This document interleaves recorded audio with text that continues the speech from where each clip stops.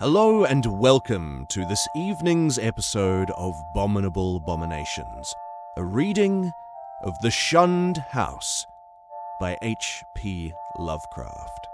Join me, your host, Thomas Barker, as we delve into the dark corners of the earth in this 1924 novella from the master himself. The Shunned House by H.P. Lovecraft. 1. From even the greatest of horrors, irony is seldom absent. Sometimes it enters directly into the composition of the events, while sometimes it relates only to their fortuitous position among persons and places. The latter sort is splendidly exemplified by a case in the ancient city of Providence, where in the late 40s Edgar Allan Poe used to sojourn often during his unsuccessful wooing of the gifted poetess, Mrs. Whitman. Poe generally stopped at the Mansion House in Benefit Street, the renamed Golden Ball Inn, whose roof has sheltered Washington, Jefferson, and Lafayette, and his favorite walk led northward along the same street to Mrs. Whitman's home and the neighboring hillside churchyard of St. John's, whose hidden expanse of 18th-century gravestones had for him a peculiar fascination. Now the irony is this.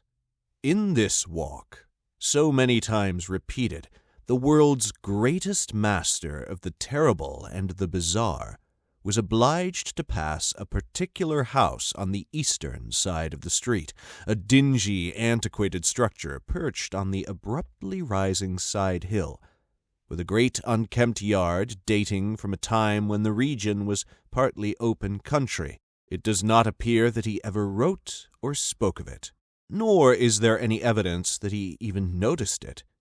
And yet that house, to the two persons in possession of certain information, equals or outranks in horror the wildest fantasy of the genius who so often passed it unknowingly, and stands starkly leering as a symbol of all that is unutterably hideous. The house was, and for that matter still is, of a kind to attract the attention of the curious.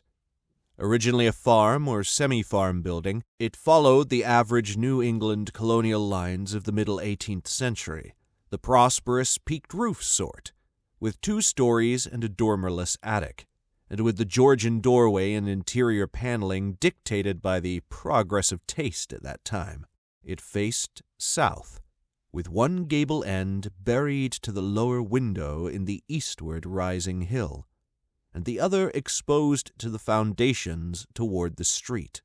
Its construction, over a century and a half ago, had followed the grading and straightening of the road in that especial vicinity, for Benefit Street, at first called Back Street, was laid out as a lane winding amongst the graveyards of the first settlers, and straightened only when the removal of the bodies to the north burial ground made it decently possible to cut through the old family plots.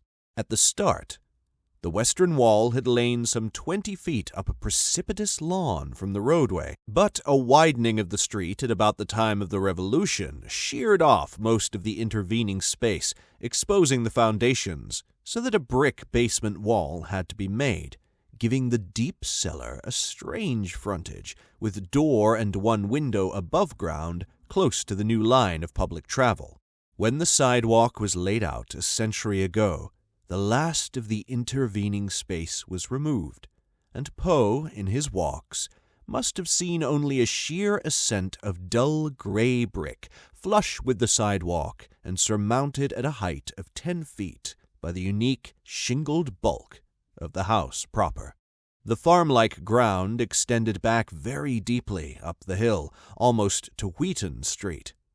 The space south of the house, abutting on Benefit Street, was of course greatly above the existing sidewalk level, forming a terrace bounded by a high bank wall of damp, mossy stone pierced by a steep flight of narrow steps which led inward between canyon-like surfaces to the upper region of mangy lawn, roomy brick walls and neglected gardens whose dismantled cement urns, rusted kettles fallen from tripods of knotty sticks, and similar paraphernalia set off the weather-beaten front door with its broken fanlight, rotting ionic pilasters, and wormy triangular pediment. What I heard in my youth about the Shunned house was merely that people died there in alarmingly great numbers. That, I was told, was why the original owners had moved out some 20 years after building the place. It was plainly unhealthy, perhaps because of the dampness and fungus growths in the cellar, the general sickish smell, the drafts of the hallways, or the quality of the well and pump water. These things were bad enough, and these were all that gained belief among the persons whom I knew. Only the notebooks of my antiquarian uncle, Dr. Elihu Whipple, revealed to me at length the darker, vaguer surmises which formed an undercurrent of folklore among old-time servants and humble folk, surmises which never traveled far, and which were largely forgotten when Providence grew to be a metropolis with a shifting, modern population. The general fact is that the house was never regarded by the solid part of the community as in any real sense haunted. There were no widespread tales of rattling chains, cold currents of air, extinguished lights, or faces at the window. Extremists sometimes said the house was unlucky, but that is as far as even they went. What was really beyond dispute is that a frightful proportion of persons died there, or more accurately, had died there. Since, after some peculiar happenings over 60 years ago, the building had become deserted through the sheer impossibility of renting it, these persons were not all cut off suddenly by any one cause. Rather did it seem that their vitality was insidiously sapped, so that each one died the sooner from whatever tendency to weakness he may have naturally had, and those who did not die displayed in varying degree a type of anemia or consumption, and sometimes a decline of the mental faculties, which spoke ill for the salubriousness of the building. Neighboring houses, it must be added, seemed entirely free from the noxious quality. This much I knew before my insistent questioning led my uncle to show me the notes, which finally embarked us both on our hideous investigation. In my childhood, the Shunned house was vacant, with barren, gnarled, and terrible old trees, long, queerly pale grass, and nightmarishly misshapen weeds in the high terraced yard where birds never lingered. We boys used to overrun the place, and I can still recall my youthful terror not only at the morbid strangeness of this sinister vegetation, but at the eldritch atmosphere and odor of the dilapidated house, whose unlocked front door was often entered in quest of shudders. The small-paned windows were largely broken, and a nameless air of desolation hung round the precarious paneling, shaky interior shutters, peeling wallpaper, falling plaster, rickety staircases, and such fragments of battered furniture as still remained. The dust and cobwebs added their touch of the fearful. And brave indeed was the boy who would voluntarily ascend the ladder to the attic, a vast raftered length, lighted only by small blinking windows in the gable ends, and filled with a massed wreckage of chests, chairs, and spinning wheels, which infinite years of deposit had shrouded and festooned into monstrous and hellish shapes. But after all, the attic was not the most terrible part of the house. It was the dank, humid cellar which somehow exerted the strongest repulsion on us, even though it was wholly above ground on the street side, with only a thin door and window-pierced brick wall to separate it from the busy sidewalk. We scarcely knew whether to haunt it in spectral fascination, or to shun it for the sake of our souls and our sanity. For one thing, the bad odor of the house was strongest there, and for another thing, we did not like the white, fungus growths which occasionally sprang up in rainy summer weather from the hard earth floor. Those fungi, grotesquely like the vegetation in the yard outside, were truly horrible in their outlines. Detestable parodies of toadstools and Indian pipes, whose like we had never seen in any other situation. They rotted quickly, and at one stage became slightly phosphorescent, so that nocturnal passers-by sometimes spoke of witch fires glowing behind the broken panes of the fetor-spreading windows. We never, even in our wildest Halloween moods, visited this cellar by night, but in some of our daytime visits could detect the phosphorescence, especially when the day was dark and wet. There was also a subtler thing we often thought we detected, a very strange thing which was, however, merely suggestive at most. I refer to a sort of cloudy, whitish pattern on the dirt floor, a vague, shifting deposit of mold or niter which we sometimes thought we could trace amidst the sparse fungus growths near the huge fireplace of the basement kitchen. Once in a while it struck us that this patch bore an uncanny resemblance to a doubled-up human figure, though generally no such kinship existed, and often there was no whitish deposit whatever. On a certain rainy afternoon, when this illusion seemed phenomenally strong, and when, in addition, I had fancied I glimpsed a kind of thin, yellowish, shimmering exhalation rising from the nitrous patten toward the yawning fireplace, I spoke to my uncle about the matter. He smiled at this odd conceit, but it seemed that his smile was tinged with reminiscence.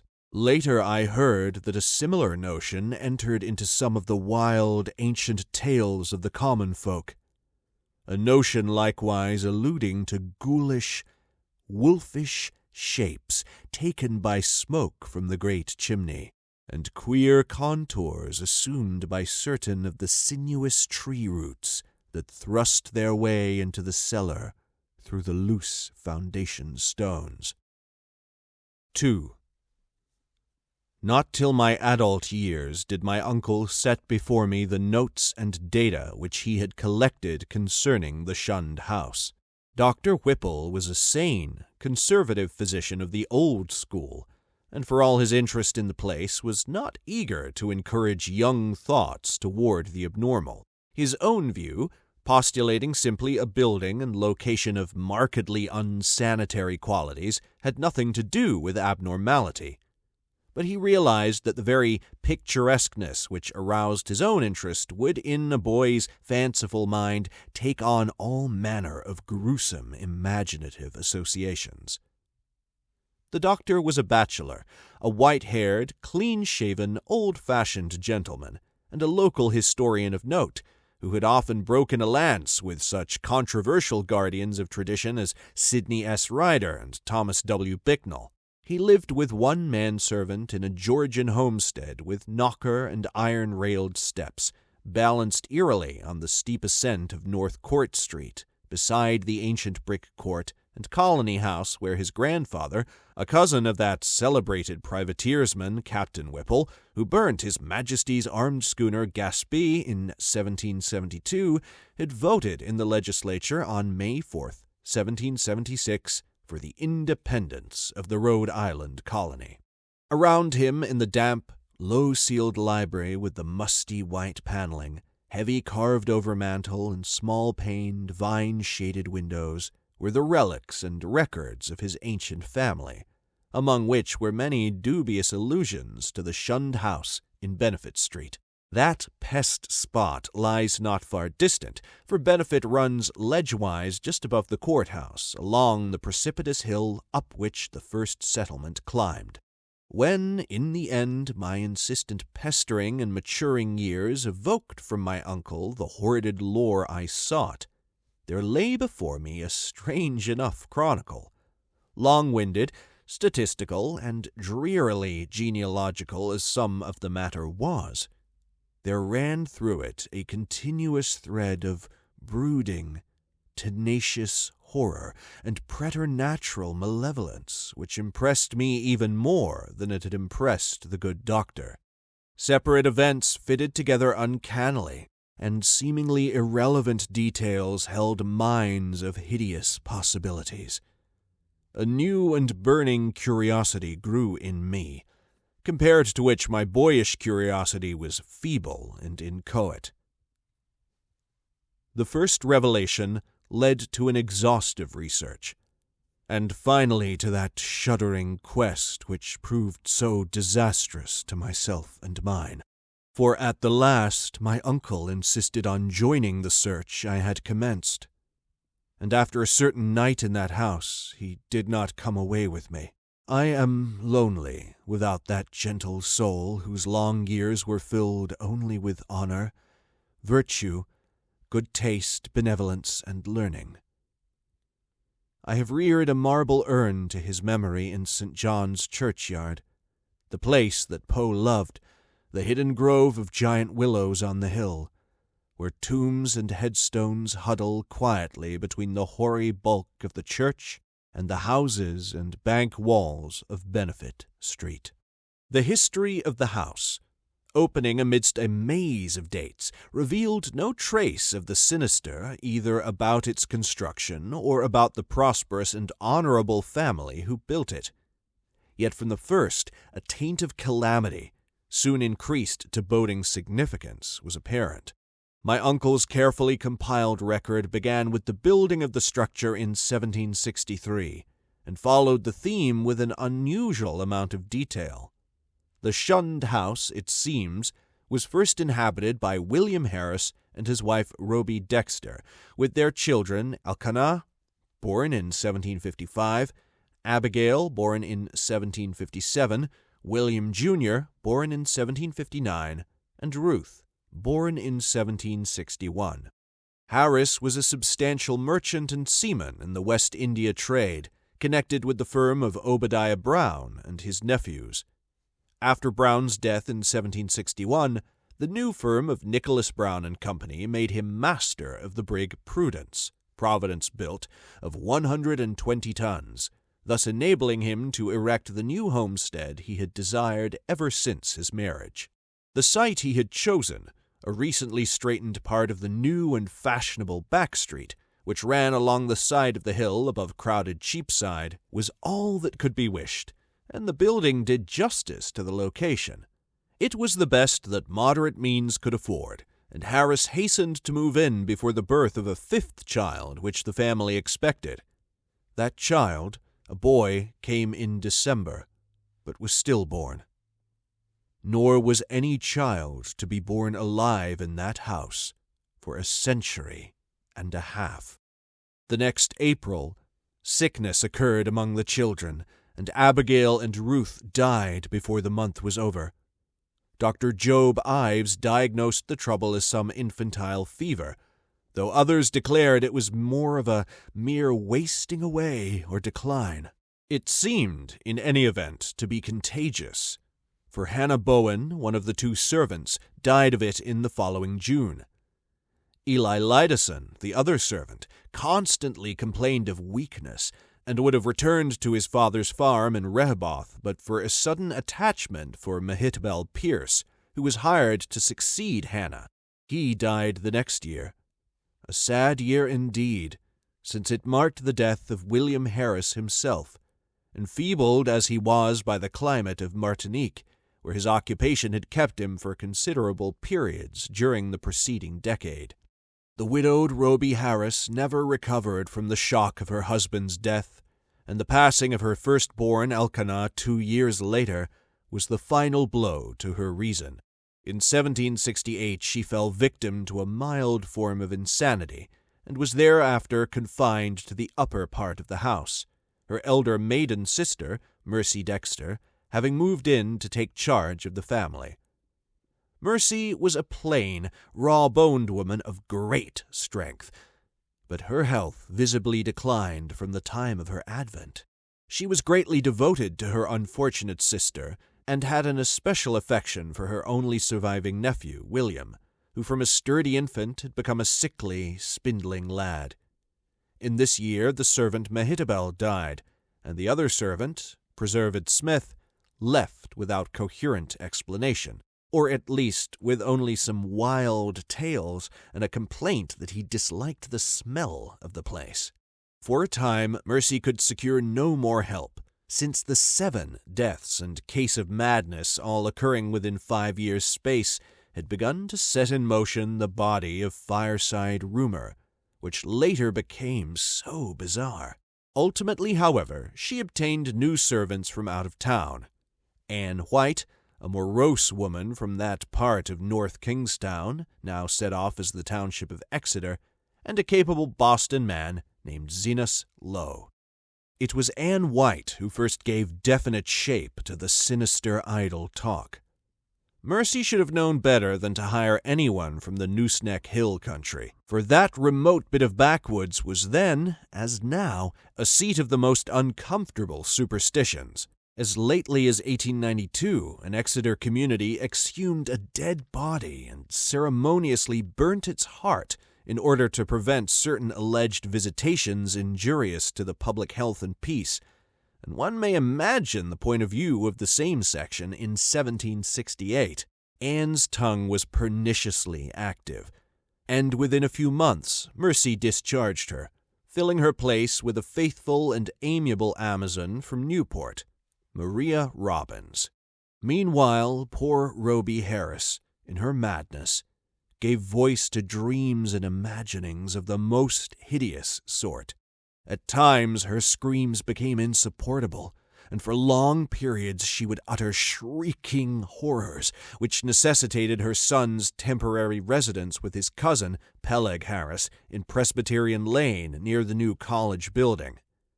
The boy would seem to improve after these visits, and had Mercy been as wise as she was well-meaning, she would have let him live permanently with Peleg. Just what Mrs. Harris cried out in her fits of violence, tradition hesitates to say, or, rather, presents such extravagant accounts that they nullify themselves through sheer absurdity.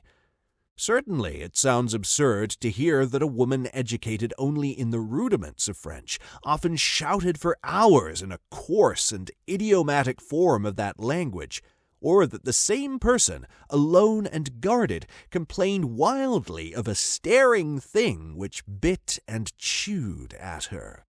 In 1772, the servant Zenas died, and when Mrs. Harris heard of it, she laughed with a shocking delight utterly foreign to her. The next year she herself died, and was laid to rest in the North Burial Ground beside her husband. Upon the outbreak of trouble with Great Britain in 1775, William Harris, despite his scant 16 years and feeble constitution, managed to enlist in the Army of Observation under General Greene, and from that time on enjoyed a steady rise in health and prestige. In 1780, as a captain in the Rhode Island forces in New Jersey under Colonel Angell, he met and married Phoebe Hetfield of Elizabethtown, whom he brought to Providence upon his honorable discharge in the following year. The young soldier's return was not a thing of unmitigated happiness. The house, it is true, was still in good condition, and the street had been widened and changed in name from Back Street to Benefit Street. But Mercy Dexter's once robust frame had undergone a sad and curious decay, so that she was now a stooped and pathetic figure with hollow voice and disconcerting pallor, qualities shared to a singular degree by the one remaining servant, Maria. In the autumn of 1782, Phoebe Harris gave birth to a stillborn daughter, and on the 15th of the next May, Mercy Dexter took leave of a useful, austere, and virtuous life. William Harris, at last thoroughly convinced of the radically unhealthful nature of his abode, now took steps toward quitting it and closing it forever.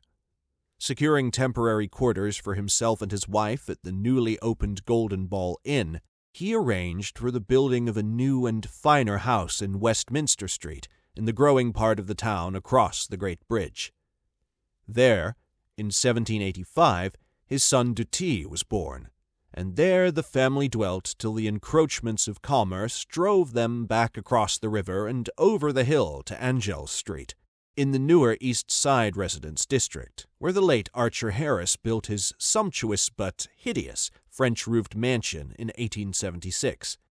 William and Phoebe both succumbed to the yellow fever epidemic of 1795, but Dutee was brought up by his cousin Rathbone Harris, Peleg's son. Rathbone was a practical man and rented the Benefit Street house despite William's wish to keep it vacant.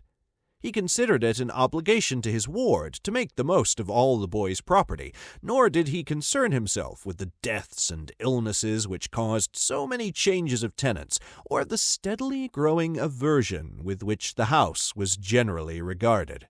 It is likely that he felt only vexation when, in 1804, the town council ordered him to fumigate the place with sulphur, tar, and gum camphor on account of the much-discussed deaths of 4 persons, presumably caused by the then diminishing fever epidemic. They said the place had a febrile smell. Dutee himself thought little of the house, for he grew up to be a privateersman and served with distinction on the Vigilant under Captain Cahoon in the War of 1812.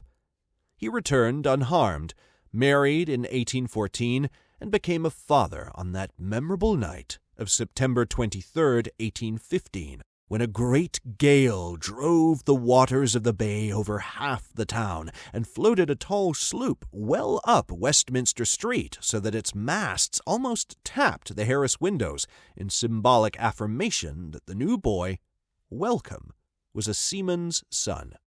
Welcome did not survive his father, but lived to perish gloriously at Fredericksburg in 1862.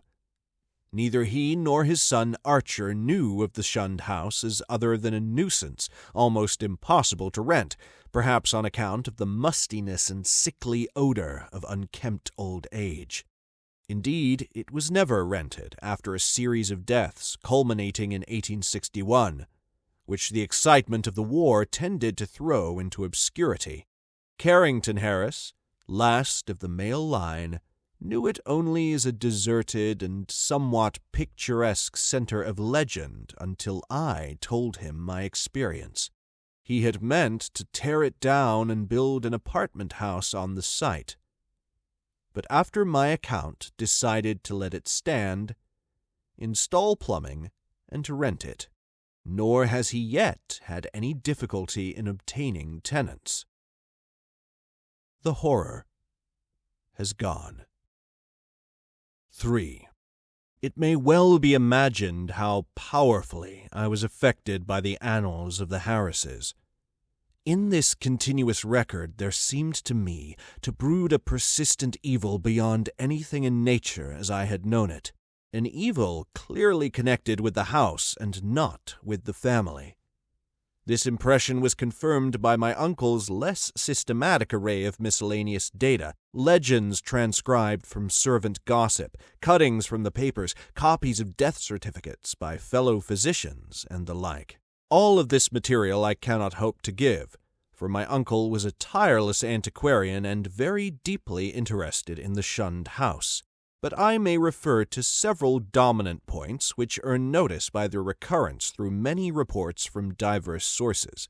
For example, the servant gossip was practically unanimous in attributing to the fungus and malodorous cellar of the house a vast supremacy in evil influence. There had been servants, Anne White especially, who would not use the cellar kitchen, and at least 3 well-defined legends bore upon the queer, quasi-human or diabolic outlines assumed by tree roots and patches of mold in that region.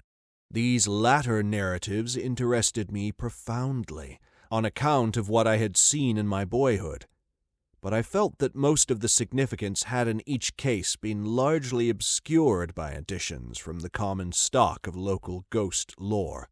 Anne White, with her Exeter superstition, had promulgated the most extravagant and at the same time most consistent tale, alleging that there must lie buried beneath the house one of those vampires, the dead who retain their bodily form and live on the blood or breath of the living, whose hideous legions send their preying shapes or spirits abroad by night.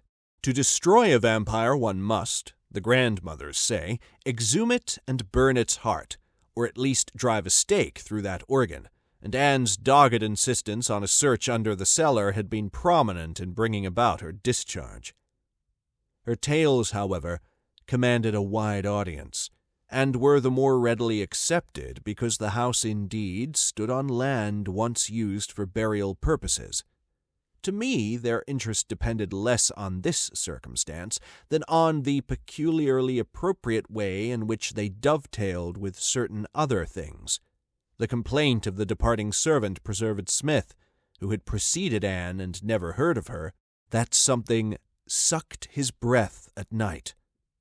The death certificates of the fever victims of 1804, issued by Dr. Chad Hopkins, and showing the 4 deceased persons all unaccountably lacking in blood, and the obscure passages of poor Roby Harris's ravings, where she complained of the sharp teeth of a glassy-eyed, half-visible presence. Free from unwarranted superstition though I am, these things produced in me an odd sensation, which was intensified by a pair of widely separated newspaper cuttings relating to deaths in the Shunned house, one from the Providence Gazette and Country Journal of April 12, 1815, and the other from the Daily Transcript and Chronicle of October 27, 1845, each of which detailed an appallingly grisly circumstance whose duplication was remarkable. It seems that in both instances the dying person, in 1815 a gentle old lady named Stafford, and in 1845 a schoolteacher of middle age named Eleazar Durfee, became transfigured in a horrible way, glaring glassily and attempting to bite the throat of the attending physician.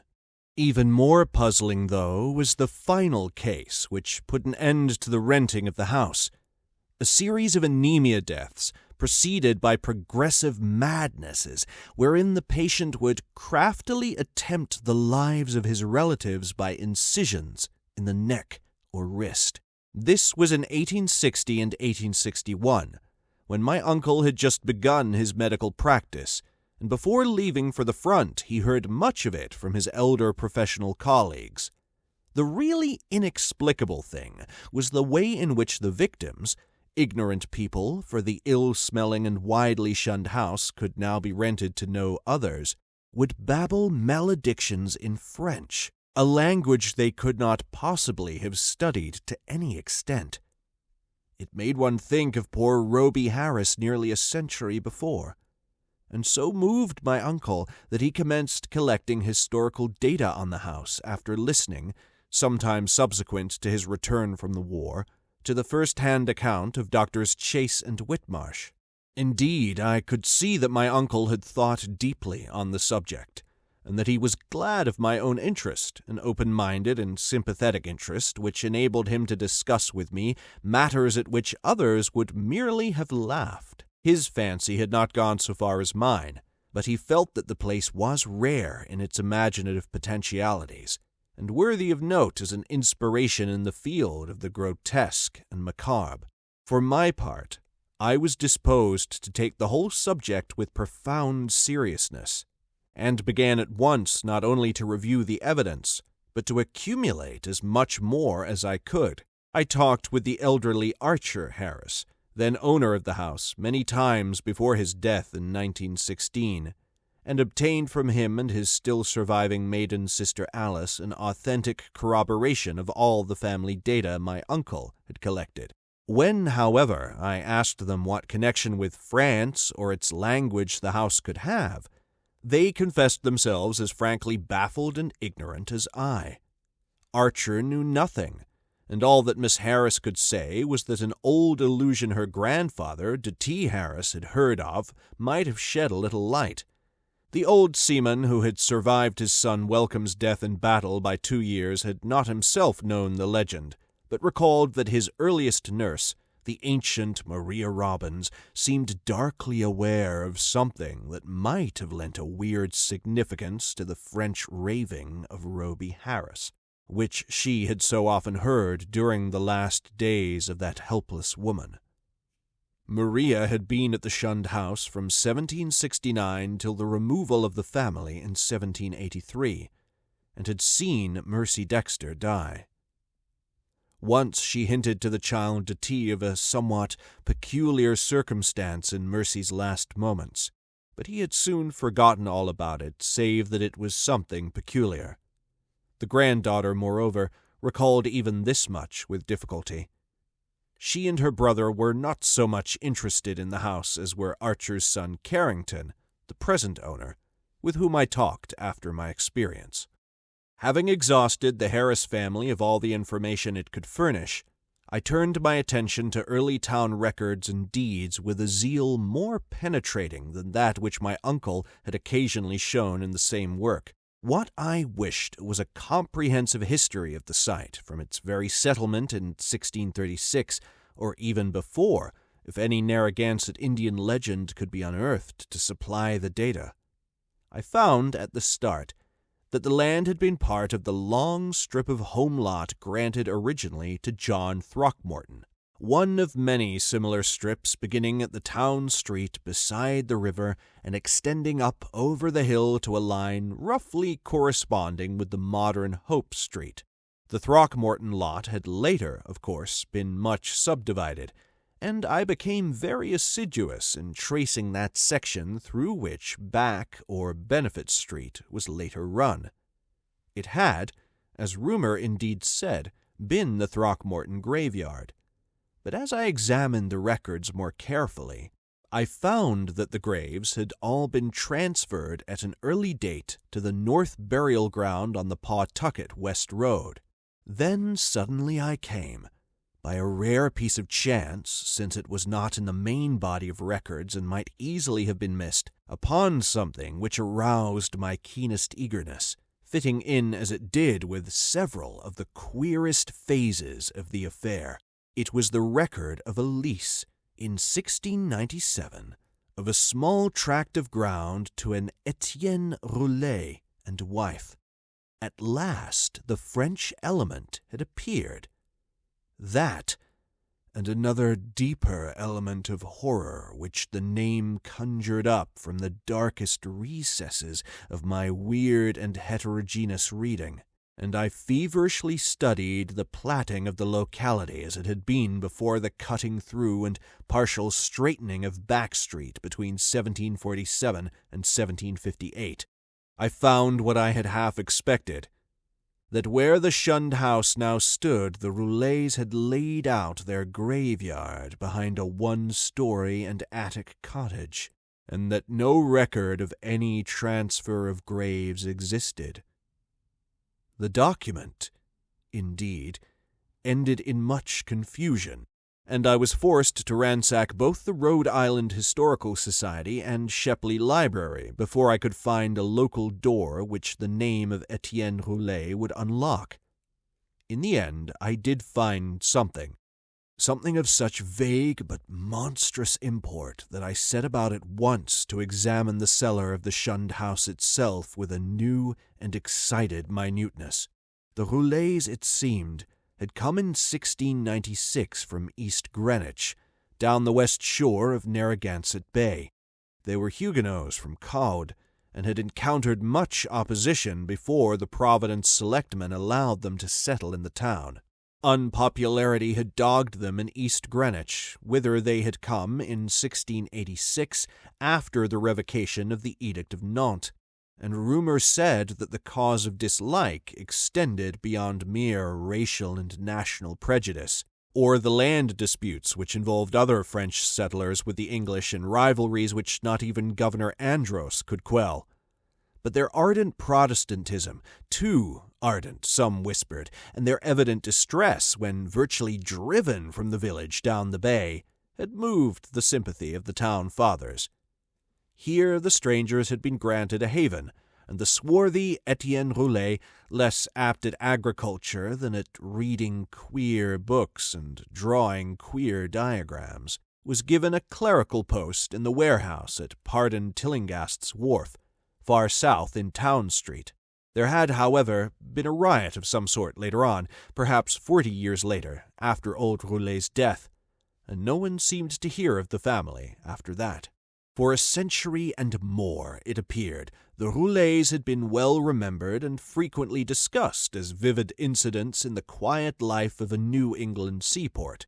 Etienne's son Paul, a surly fellow whose erratic conduct had probably provoked the riot which wiped out the family, was particularly a source of speculation. And though Providence never shared the witchcraft panics of her Puritan neighbors, it was freely intimated by old wives that his prayers were neither uttered at the proper time nor directed toward the proper object. All this had undoubtedly formed the basis of the legend known by old Maria Robbins. What relation it had to the French ravings of Roby Harris and other inhabitants of the Shunned house, imagination or future discovery alone could determine.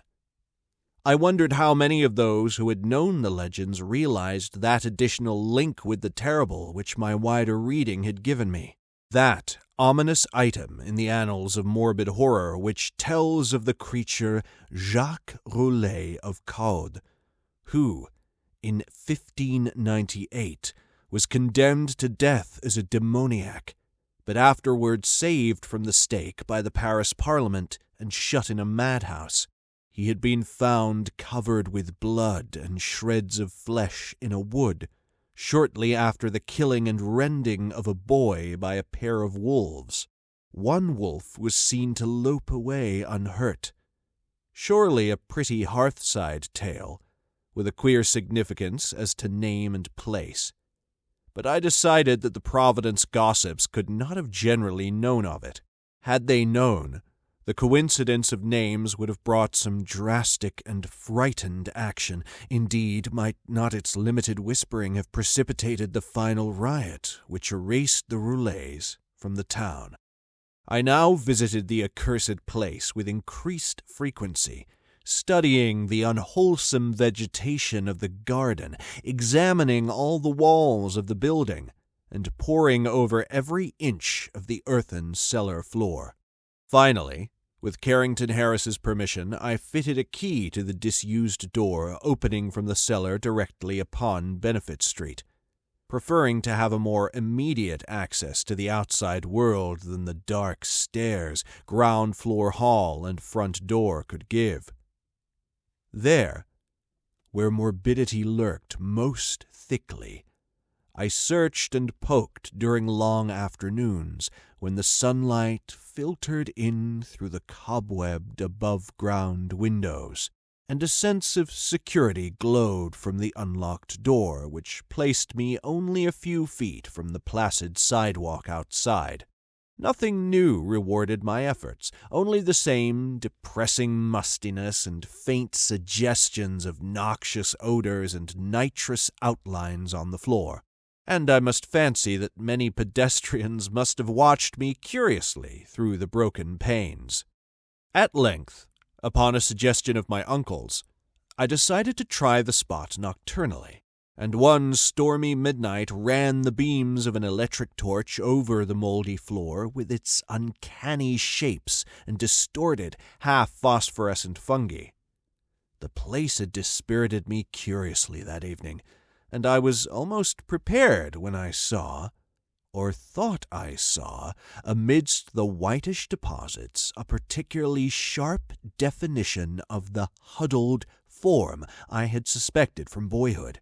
Its clearness was astonishing and unprecedented, and as I watched, I seemed to see again the thin, yellowish, shimmering exhalation which had startled me on that rainy afternoon so many years before. Above the anthropomorphic patch of mold by the fireplace it rose, a subtle, sickish, almost luminous vapor which, as it hung trembling in the dampness, seemed to develop vague and shocking suggestions of form, gradually trailing off into nebulous decay, and passing up into the blackness of the great chimney with a fetor in its wake. It was truly horrible, and the more so to me because of what I knew of the spot. Refusing to flee, I watched it fade, and as I watched I felt that it was in turn watching me, greedily, with eyes more imaginable than visible.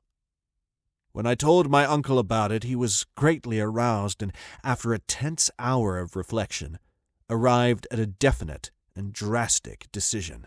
Weighing in his mind the importance of the matter, and the significance of our relation to it, he insisted that we both test, and if possible destroy, the horror of the house by a joint night or nights of aggressive vigil in that musty and fungus-cursed cellar. 4. On Wednesday, June 25th, 1919, after a proper notification of Carrington Harris, which did not include surmises as to what we expected to find, my uncle and I conveyed to the Shunned house 2 camp chairs and a folding camp cot, together with some scientific mechanism of greater weight and intricacy. These we placed in the cellar during the day, screening the windows with paper and planning to return in the evening for our first vigil. We had locked the door from the cellar to the ground floor, and having a key to the outside cellar door, were prepared to leave our expensive and delicate apparatus, which we had obtained secretly and at great cost, as many days as our vigils might be protracted. It was our design to sit up together till very late, and then watch singly till dawn in 2-hour stretches, myself first and then my companion, the inactive member resting on the cot. The natural leadership with which my uncle procured the instruments from the laboratories of Brown University and the Cranston Street Armory, and instinctively assumed direction of our venture, was a marvelous commentary on the potential vitality and resilience of a man of 81. Elihu Whipple had lived according to the hygienic laws he had preached as a physician, and but for what happened later, would be here in full vigor today. Only 2 persons suspected what did happen, Carrington Harris and myself. I had to tell Harris because he owned the house and deserved to know what had gone out of it. Then, too, we had spoken to him in advance of our quest, and I felt after my uncle's going that he would understand and assist me in some vitally necessary public explanations. He turned very pale, but agreed to help me, and decided that it would now be safe to rent the house. To declare that we were not nervous on that rainy night of watching would be an exaggeration both gross and ridiculous. We were not, as I have said, in any sense childishly superstitious, but scientific study and reflection had taught us that the known universe of 3 dimensions embraces the merest fraction of the whole cosmos of substance and energy. In this case, an overwhelming preponderance of evidence from numerous authentic sources pointed to the tenacious existence of certain forces of great power and, so far as the human point of view is concerned, exceptional malignancy. To say that we actually believed in vampires or werewolves would be a carelessly inclusive statement. Rather must it be said that we were not prepared to deny the possibility of certain unfamiliar and unclassified modifications of vital force and attenuated matter, existing very infrequently in 3-dimensional space because of its more intimate connection with other spatial units. yet close enough to the boundary of our own to furnish us occasional manifestations which we, for lack of a proper vantage point, may never hope to understand. In short, it seemed to my uncle and me that an incontrovertible array of facts pointed to some lingering influence in the shunned house, traceable to one or another of the ill-favored French settlers of 2 centuries before, and still operative through rare and unknown laws of atomic and electronic motion. That the family of Roulet had possessed an abnormal affinity for outer circles of entity, dark spheres which for normal folk hold only repulsion and terror, their recorded history seemed to prove. Had not, then, the riots of those bygone 1730s set moving certain kinetic patterns in the morbid brain of one or more of them, notably the sinister Paul Roulet, which obscurely survived the bodies murdered and buried by the mob, and continued to function in some multiple-dimension space along the original lines of force determined by a frantic hatred of the encroaching community. Such a thing was surely not a physical or biochemical impossibility in the light of a newer science which includes the theories of relativity and intraatomic action. One might easily imagine an alien nucleus of substance or energy, formless or otherwise, kept alive by imperceptible or immaterial subtractions from the life force or bodily tissue and fluids of other and more palpably living things into which it penetrates and with whose fabric it sometimes completely merges itself. It might be actively hostile, or it might be dictated merely by blind motives of self-preservation. In any case, such a monster must of necessity be in our scheme of things an anomaly and an intruder, whose extirpation forms a primary duty with every man, not an enemy to the world's life, health, and sanity. What baffled us was our utter ignorance of the aspect in which we might encounter the thing. No sane person had ever seen it, and few had ever felt it definitely. It might be pure energy, a form ethereal and outside the realm of substance. Or it might be partly material, some unknown and equivocal mass of plasticity capable of changing at will to nebulous approximations of the solid, liquid, gaseous, or tenuously unparticled states. The anthropomorphic patch of mold on the floor, the form of the yellowish vapor, and the curvature of the tree roots in some of the old tales, all argued at least a remote and reminiscent connection with the human shape. But how representative or permanent that similarity might be, none could say with any kind of certainty. We had devised 2 weapons to fight it.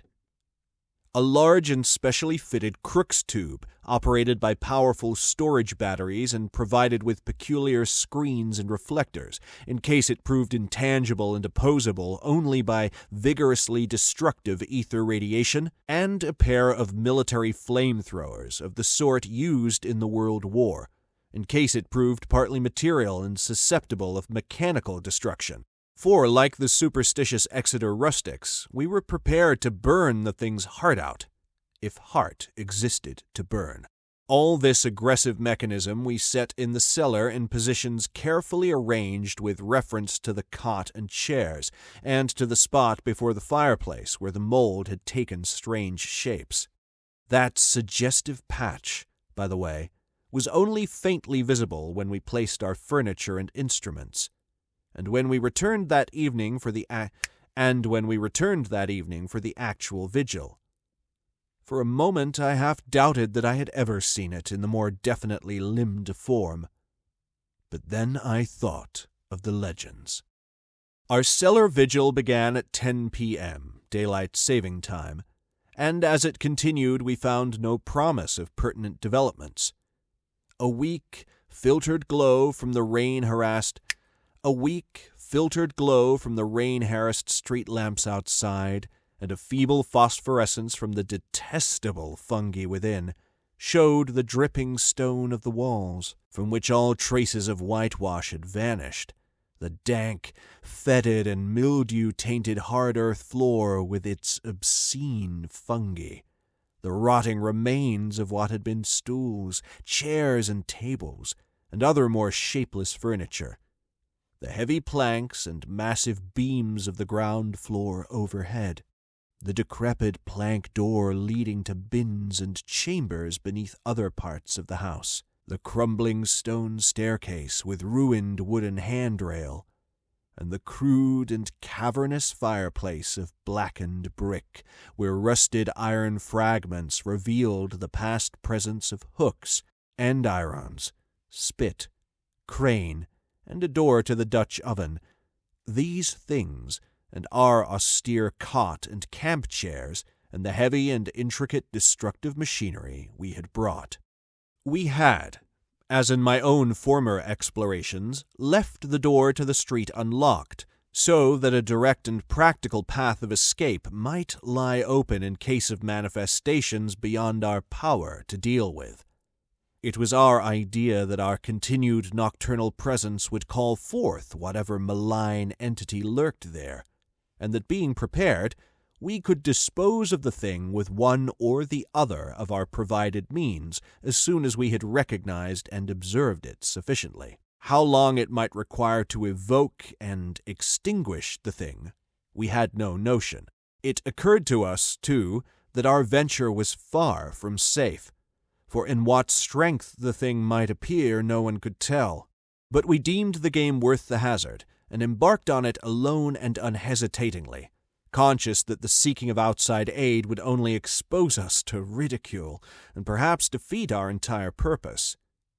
Such was our frame of mind as we talked, far into the night, till my uncle's growing drowsiness made me remind him to lie down for his 2-hour sleep. Something like fear chilled me, as I sat there in the small hours alone. I say alone, for one who sits by a sleeper is indeed alone, perhaps more alone than he can realize. My uncle breathed heavily, his deep inhalations and exhalations accompanied by the rain outside, and punctuated by another nerve-wracking sound of distant dripping water within, for the house was repulsively damp even in dry weather, and in this storm positively swamp-like. I studied the loose antique masonry of the walls in the fungus light, and the feeble rays which stole in from the street through the screened window, and once, when the noisome atmosphere of the place seemed about to sicken me, I opened the door and looked up and down the street, feasting my eyes on familiar sights and my nostrils on wholesome air. Still nothing occurred to reward my watching, and I yawned repeatedly, fatigue getting the better of apprehension. Then, the stirring of my uncle in his sleep attracted my notice. He had turned restlessly on the cot several times during the latter half of the first hour. But now he was breathing with unusual irregularity, occasionally heaving a sigh which held more than a few of the qualities of a choking moan. I turned my electric flashlight on him and found his face averted. So, rising and crossing to the other side of the cot, I again flashed the light to see if he seemed in any pain. What I saw unnerved me most surprisingly, considering its relative triviality. It must have been merely the association of any odd circumstance with the sinister nature of our location and mission, for surely the circumstance was not in itself frightful or unusual. It was merely that my uncle's facial expression, disturbed no doubt by the strange dreams which our situation prompted, betrayed considerable agitation, and seemed not at all characteristic of him. His habitual expression was one of kindly and well-bred calm, whereas now a variety of emotions seemed struggling within him. I think, on the whole, that it was this variety which chiefly disturbed me. My uncle, as he gasped and tossed in increasing perturbation, and with eyes that had now started open, seemed not one, but many men, and suggested a curious quality of alienage from himself. All at once he commenced to mutter, and I did not like the look of his mouth and teeth as he spoke. The words were at first indistinguishable, and then, with a tremendous start, I recognized something about them which filled me with icy fear, till I recalled the breadth of my uncle's education and the interminable translations he had made from anthropological and antiquarian articles in the Revue des Deux Mondes. For the venerable Elihu Whipple was muttering in French, and the first phrases I could distinguish seemed connected with the darkest myths he had ever adapted from the famous Paris magazine. Suddenly, a perspiration broke out on the sleeper's forehead, and he leaped abruptly up, half awake. The jumble of French changed to a cry in English, and the hoarse voice shouted excitedly, "My breath! My breath!" Then the awakening became complete, and with a subsidence of facial expression to the normal state, my uncle seized my hand and began to relate a dream whose nucleus of significance I could only surmise with a kind of awe. He had, he said, floated off from a very ordinary series of dream pictures into a scene whose strangeness was related to nothing he had ever read. It was of this world, and yet not of it, a shadowy geometrical confusion in which could be seen elements of familiar things in most unfamiliar and perturbing combinations. There was a suggestion of queerly disordered pictures superimposed one upon another, an arrangement in which the essentials of time as well as of space seemed dissolved and mixed in the most illogical fashion. In this kaleidoscopic vortex of phantasmal images were occasional snapshots, if one might use the term, of singular clearness but unaccountable heterogeneity. Once my uncle thought he lay in a carelessly dug-open pit, with a crowd of angry faces framed by straggling locks and three-cornered hats frowning down on him. Again he seemed to be in the interior of a house, an old house apparently, but the details and inhabitants were constantly changing, and he could never be certain of the faces or the furniture, or even of the room itself, since doors and windows seemed in just as great a state of flux as the presumably more mobile objects. It was queer, damnably queer, and my uncle spoke almost sheepishly, as if half expecting not to be believed, when he declared that of the strange faces many had unmistakably borne the features of the Harris family. And all the while there was a personal sensation of choking, as if some pervasive presence had spread itself through his body and sought to possess itself of his vital processes. I shuddered at the thought of those vital processes, worn as they were by 81 years of continuous functioning in conflict with unknown forces of which the youngest and strongest system might well be afraid, but in another moment reflected that dreams are only dreams, and that these uncomfortable visions could be, at most, no more than my uncle's reaction to the investigations and expectations which had lately filled our minds to the exclusion of all else. Conversation, also, soon tended to dispel my sense of strangeness, and in time I yielded to my yawns and took my turn at slumber. My uncle seemed now very wakeful, and welcomed his period of watching, even though the nightmare had aroused him far ahead of his allotted 2 hours. Sleep seized me quickly, and I was at once haunted with dreams of the most disturbing kind. I felt in my visions a cosmic and abysmal loneliness, with hostility surging from all sides upon some prison where I lay confined. I seemed bound and gagged, and taunted by the echoing yells of distant multitudes who thirsted for my blood.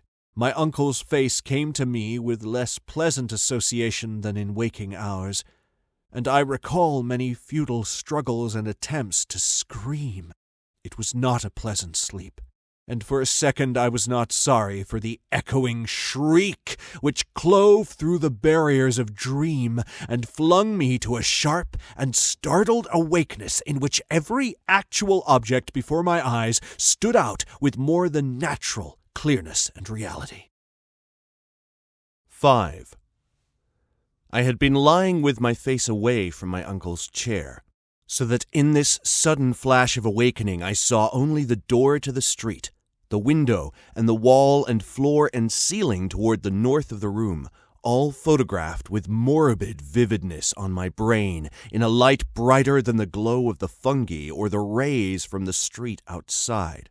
It was not a strong or even a fairly strong light, certainly not nearly strong enough to read an average book by, but it cast a shadow of myself and the cot on the floor, and had a yellowish, penetrating force that hinted at things more potent than luminosity. This I perceived with unhealthy sharpness, despite the fact that 2 of my other senses were violently assailed. For on my ears rang the reverberations of that shocking scream, while my nostrils revolted at the stench which filled the place. My mind, as alert as my senses, recognized the gravely unusual, and almost automatically I leaped up and turned about to grasp the destructive instruments which we had left trained on the moldy spot before the fireplace. As I turned, I dreaded what I was to see, for the scream had been in my uncle's voice, and I knew not against what menace I should have to defend him and myself.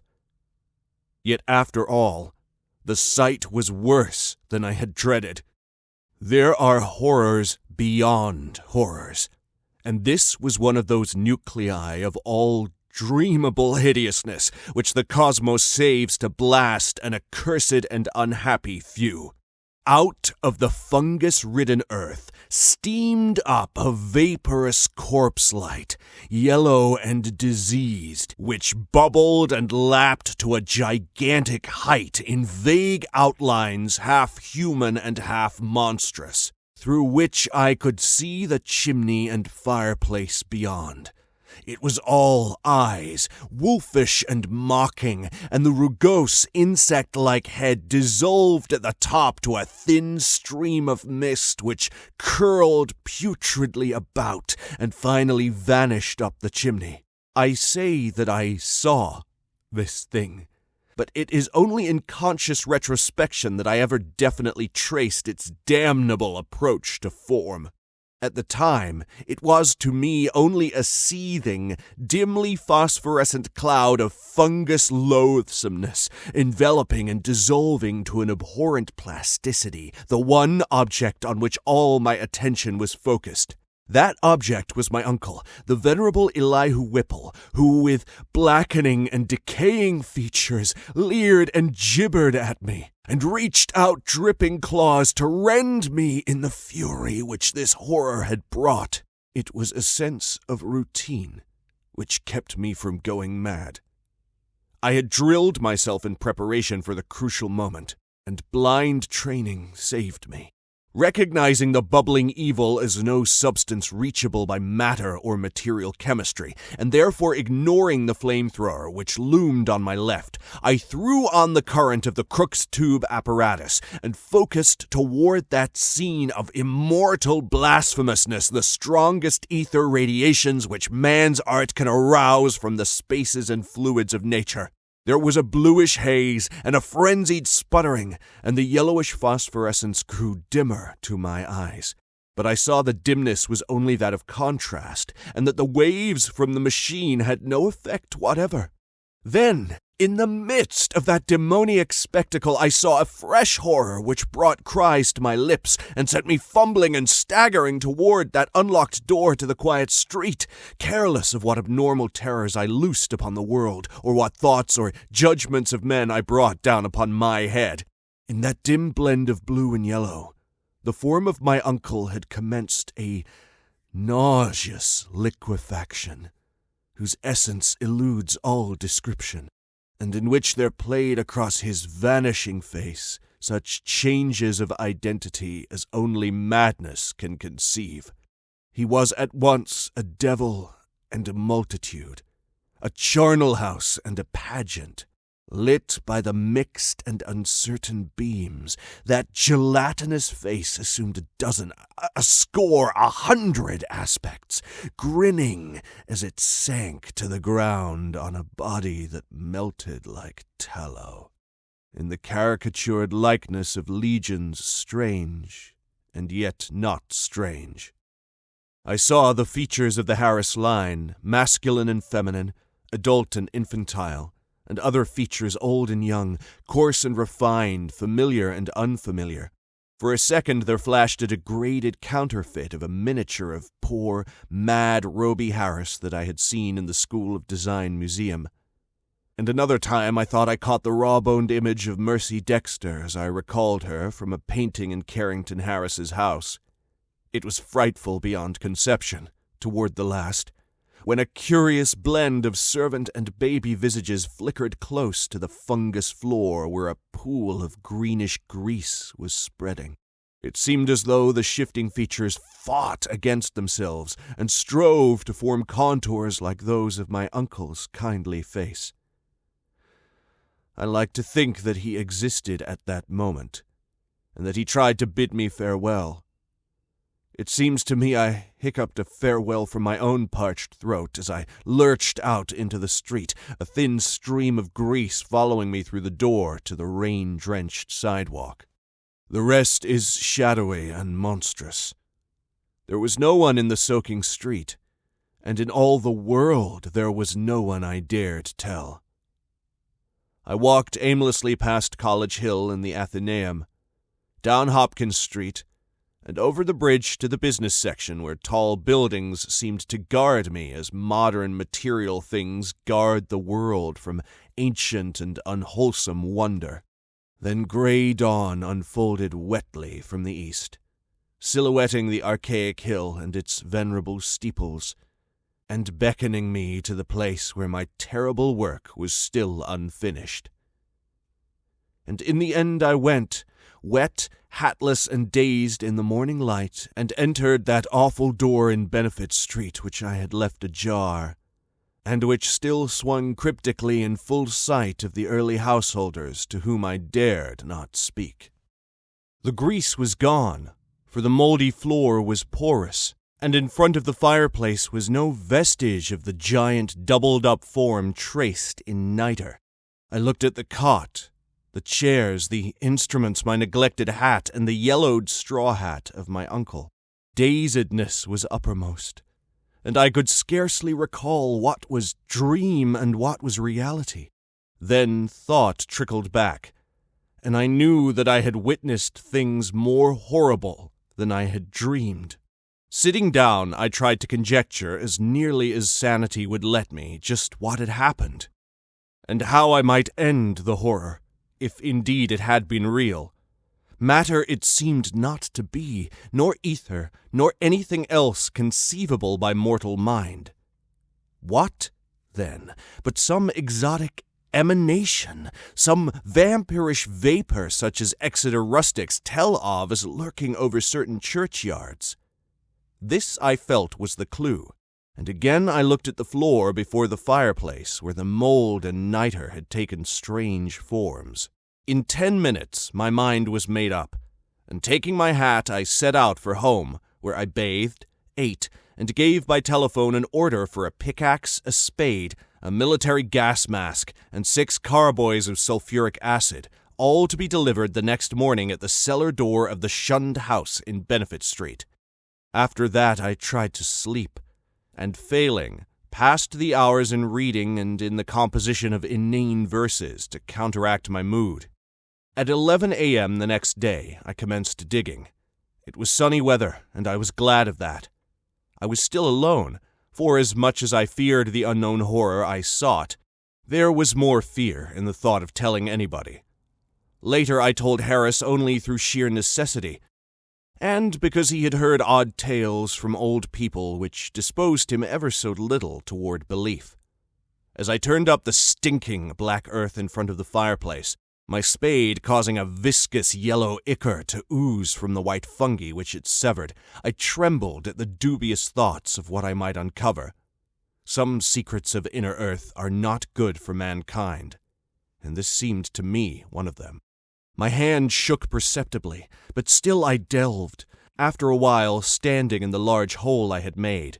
With the deepening of the hole, which was about 6 feet square, the evil smell increased, and I lost all doubt of my imminent contact with the hellish thing whose emanations had cursed the house for over a century and a half.